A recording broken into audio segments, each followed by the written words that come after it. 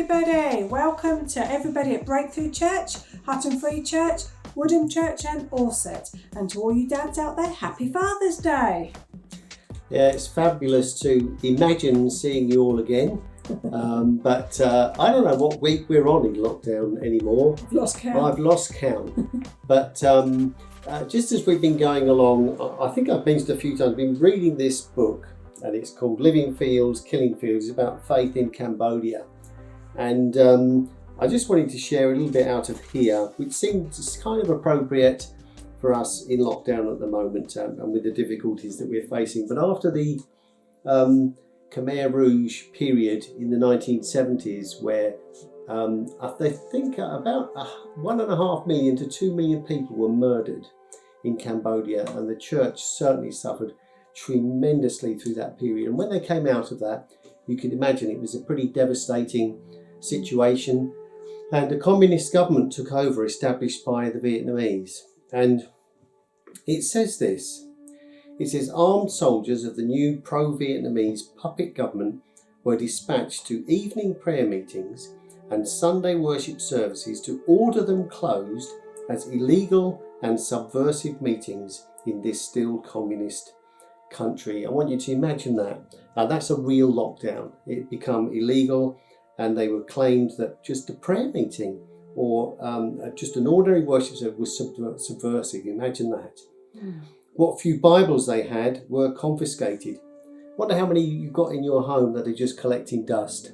Perhaps we should blow the dust off a bit more and read them, not take them for granted. These guys had their Bibles confiscated. They were told that they must stop believing in God and cease all Christian activity. Of course, once you've met Jesus, you cannot stop believing in him. It's a real relationship we're in. One Sunday, as a pastor was teaching on the subject of suffering from the book of Acts, the place was surrounded by soldiers.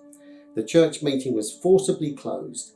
And after it happened a second time, the pastor himself was kept under constant surveillance and accused of being an agent of the CIA.